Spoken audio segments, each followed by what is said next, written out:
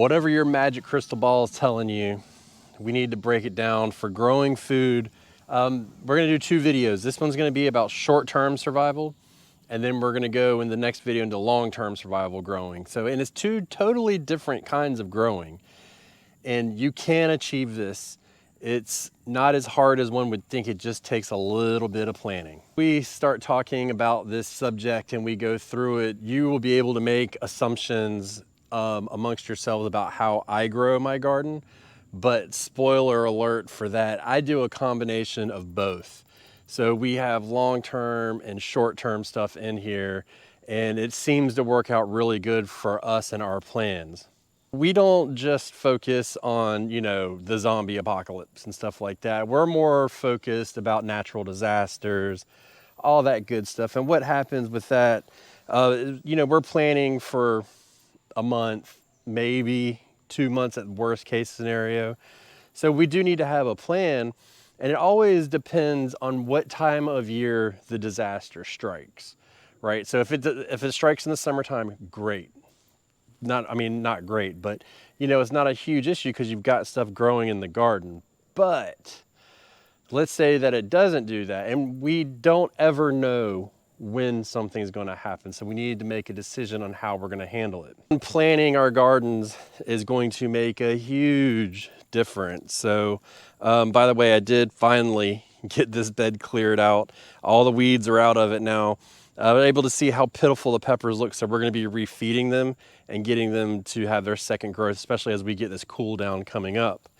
But we started making our plans, and we're looking around our garden and we're seeing like, hey, what's here, what's there, what are we going to grow, and how are we going to consume it? So when it comes to growing food, I personally like everything in my garden, and everything else that I try to do has dual purpose. One is obviously to feed us, and 2 is to survive if we need to.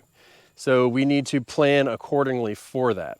Now, for instance, I've said many times that this bed is tired, it looks tired, and now that we've got it weeded and we can really see everything, it is absolutely tired. So we need to focus on rebuilding this bed, but this is a good short-term survival-ish bed, where what we're planning on doing is we're gonna make a taco garden in here, and it's just a name for it. It's gonna have lettuce, radishes, and then we'll also put a cilantro in here. You know, basically the cool season fixings for tacos would go in here. But the thing about it is all of those are quick growing crops to go in here, and lasting crops too, into the frosts and the freezes and stuff like that. So we can get this going for a while. We add a little bit of cover in this. I can grow everything that was in here as long as it's established before the first freeze. We can grow in this bed up to 2 months after our first frost date. It's with those crops, right? So we're thinking about that and moving forward, you know. So anything that grows really fast will fall into this category. And what I like to do is I like to lump them all together. So this bed will be lumped together of the quick growing stuff. Another thing, and this can go on both sides of the token, we're gonna be putting potatoes in this bed, regular old Yukon Gold potatoes. We're gonna be putting them in this bed, and it's a fairly quick crop, believe it or not. It's not like sweet potatoes. You know, we should be able to get a good harvest in before the end of the first frost. We may have to put a cover over the first few, but that's another really good one. I mean, I started thinking about it the other day, and I plant my potatoes around March, usually, February. And then by May, we're pulling them out. And I always thought about them as like a long season crop. But, you know, compared to like our sweet potatoes, they're in for 100+ days. It just seems like they're a lot faster. I mean, we consider them a spring crop, which makes us consider them a fall crop now. But then we can also plant a whole nother crop behind them if we want to. We don't, we put a cover crop behind them, but we have that option if we need to and want to. And that's something to understand too, when you're looking into survival and short-term survival, is what can you rotate in and out of your garden. For instance, this sweet potato bed here, this is a long season crop. It takes up all summer. right? And you don't get anything out of it all summer. Yes, I know you can eat the greens. I don't eat the greens off of them. Every leaf I take off is less potato that I get, so I leave them. But that is an option. But you know, this eats up the entire bed for the whole summer, and then goes into fall to where you're planting late behind it. So we are hopefully about a week or two out from harvesting, and then we'll be able to come back in and put something behind it. But if you think about it like this, we plant these right around the middle of April, maybe a little bit after. We plant our sweet potatoes, and then here we are at the end of August and they're still there. We've planted stuff like squash in April, and then we pull the squash in June or July, and then we plant something else in its place. You know, what else did we do that with? Focused on the trellis, we had peas on it, and then we went back and we left it blank for a while, and then we came back behind it and we put black-eyed peas on it again. So, you know, we're getting 2 crops a year off of one trellis, if not 3 if we really wanted to push it. The black-eyed peas really don't, because the way I like to grow them is I like to let the seed pods dry on the vine and then I harvest them, because I don't dry them in the house. I let them do it right on the vine. And that usually seems to do very well for us, but it does take time for that to happen. Once it starts, it's really fast. And on the subject of black-eyed peas, I did a video recently and I was talking about black-eyed peas will give you wealth. I was incorrect. I had a brain fart. Usually what we do is when you eat them on New Year's Day, it's for luck. But somebody said that it was health. So black-eyed peas for health and collards for wealth. I like the health part better, so maybe it is working. We'll see. I'm still vertical. Thinking about neutrally dense crops are very important too for this. So, you know, what packs a lot of punch in it. You know, we come over here, and by the way, I took the shade off of these 3 beds because it's in the low 80s a day and it's supposed to stay this way for a while. So why impede the sunlight when you can get as much to it as possible? So we pulled the shade off, but we left them in place, obviously, if we need to replace them. Let's go over here to the greenhouse. So the greenhouse is now empty. You can see we emptied it today, actually, and we've got a blank space in here. This is perfect for short-term survival-ish crops, really fast-growing crops, frost-hardy crops. I'll do a whole video very soon about the greenhouse and how we got it up and running, and you know, it's unheated, but we grow in it all winter, and I'll get into all of that in the near future, very near future, because it's getting to be greenhouse time. But we plant in there, everything is frost hardy and everything grows straight through the winter. We rarely lose the only plant that I've ever lost in there is a potato that I put in and it got too cold and I left the door open. Other than that, we have not lost a single crop in there in like the 4 or 5 years we've had the greenhouse. So it makes a big difference, and it's one of those things where you plan appropriately, you can really live out of just the greenhouse alone. And the question is how much can you live out of a garden? Like, how much space does it take to really survive?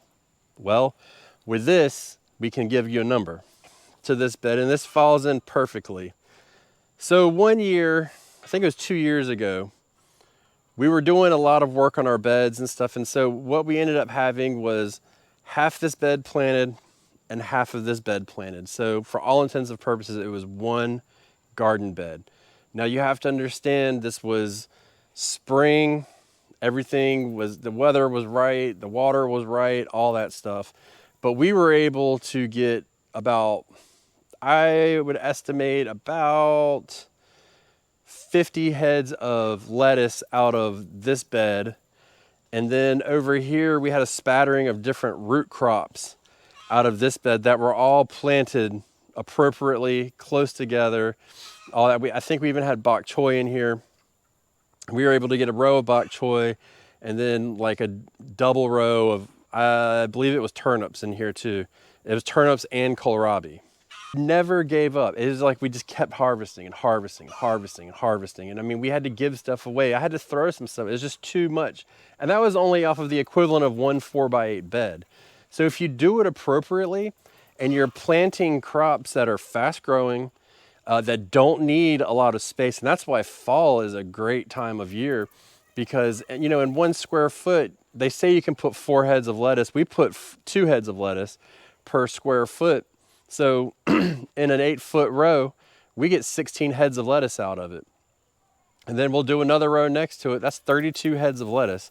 You know, that's a lot of lettuce. I mean, it really just kind of fits in. Now, on the caloric side of it, lettuce isn't really the best, but also on the comfort side of it, lettuce is really good because it's a good bulker for your food, right? You can make a little bit of lettuce go a long way and bulk up your food to make you feel like you've eaten more. Okay, now I'm in the swing, so you know it's about to get serious. I got a comment recently, and it stated that nobody could survive off of their garden because you need, and I'm paraphrasing, I could be wrong, you need 2,500 calories a day in order to survive.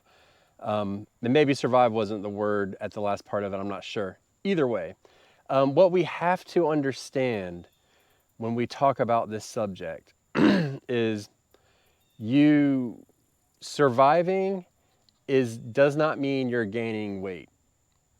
Surviving doesn't mean you feel full all the time. What surviving means is you're not dying, right? So if you can set some kind of caloric goal daily for you to come out of your garden in a situation like that, that's what surviving is. So are you going to lose weight? Absolutely. Are you going to be a little hungry? Absolutely. Are you going to starve to death? Absolutely not. And that's what we need to understand about this whole surviving and growing food. It doesn't mean that you're going to have to be on a diet. It's going to be the opposite, where you're going to be like, hey, I need to eat more. What can I eat? Oh, there's a candy bar I found. Let me eat it. Whereas now you'd be like, well, maybe I shouldn't eat it. You see what I'm saying? Like, it kind of works that way. You know, where you typically would limit potatoes, you would eat a lot of potatoes because you would need that sustenance and those calories to come in.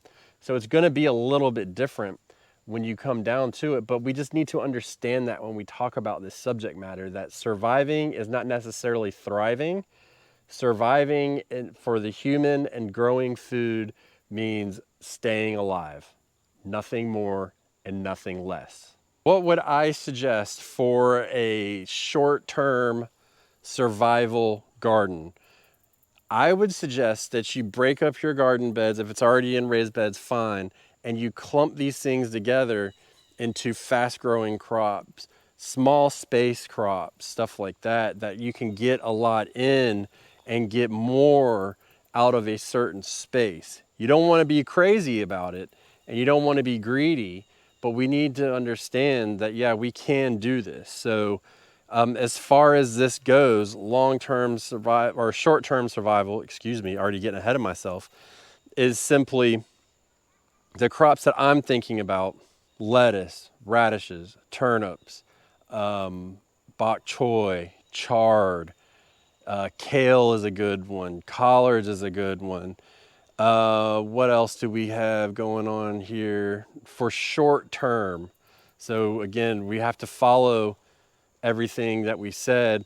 For fall, that really sums it up, I think, off the top of my head. If you go into like summer, then it's, you know, there's a lot for summer. It's zucchini, squashes, potatoes, and potatoes go in fall too. Potatoes, peas, peppers are pretty good. Eggplants are pretty good. There's a lot that are like right on the cusp, which is good. That means you can go either way, right? But when we talk about the fall and we talk about getting into it, you really want to keep it just straight up and go as easy as you can and make it so you can get as much as you can in at the right time. So just remember that when you're looking about short-term survival, that's what it's about. Goodbye.